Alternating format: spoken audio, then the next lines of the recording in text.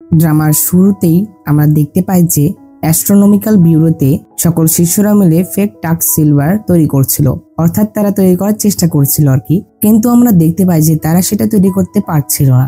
তখন সেখানে চাইওয়েই চলে আসে, অর্থাৎ অ্যাস্ট্রোনমিক্যাল ব্যুরোর মাস্টারের শিষ্য। এই মেয়েটির নাম চাইওয়েই ছিল। চাইওয়ে যখন সেখানে আসে তখন তারা সবাই মিলে চাইওয়েকে বলে যে এই ফেক টাক সিলভার তৈরি করতে। তখন চাইওয়ে সেটি দেখে এবং তাদেরকে একটি সূত্র বলে, যেটি কিনা সোচিয়ান তাকে বলেছিল। তখন তারা সেই সূত্র তো শুরু শেষ কিছুই বুঝতে পারে না। তখন তারা চাইওয়েকে জিজ্ঞাসা করে যে এটার মানে আমরা বুঝলাম না, আপনি আমাদের বুঝিয়ে বলুন। তখন চাইওয়ে বলে যে এটির মানে তো আমি নিজেও জানি না, তোমরা চাইলে সোচিয়ানকে জিজ্ঞাসা করতে পারো, কারণ সেই একমাত্র ব্যক্তি যে কিনা এই ফেক টাক সিলভার তৈরি করতে পারে।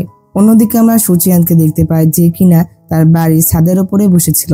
সে মনে মনে বলছিল যে আজ দিয়ে 7 দিন হয়ে গেল আমার এই দুনিয়াতে আসা।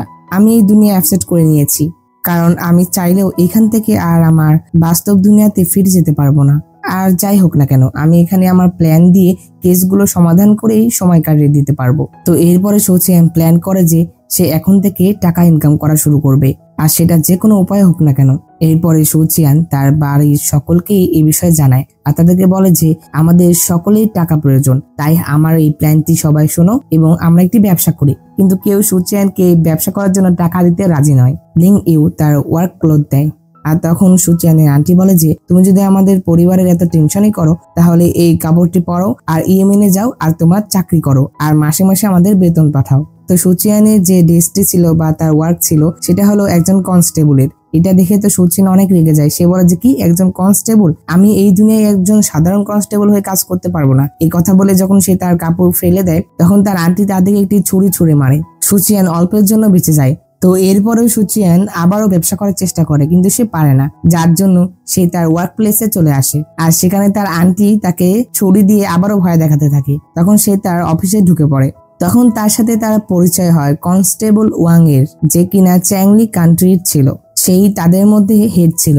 তো ওয়ার্ক প্লেসে আসার সাথে সাথে সোচিয়ান একটি কেস পেয়ে যায়। এরপরে সে সেটি সলভ করা শুরু করে দেয়। সে কেসটি সলভ করার জন্য সে একটি মহিলার সাথে কথা বলে যে কিনা সে কেসে ইনভলভ ছিল। সে তার কাছ থেকে সত্য কথা বের করে আনে, আর এইটা অনেক কৌশলে। তো সে আরো একটি কেস সলভ করলো।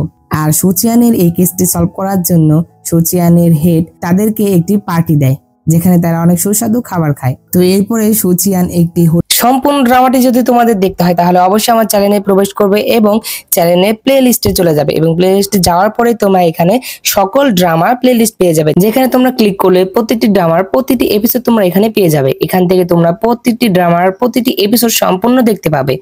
ধন্যবাদ।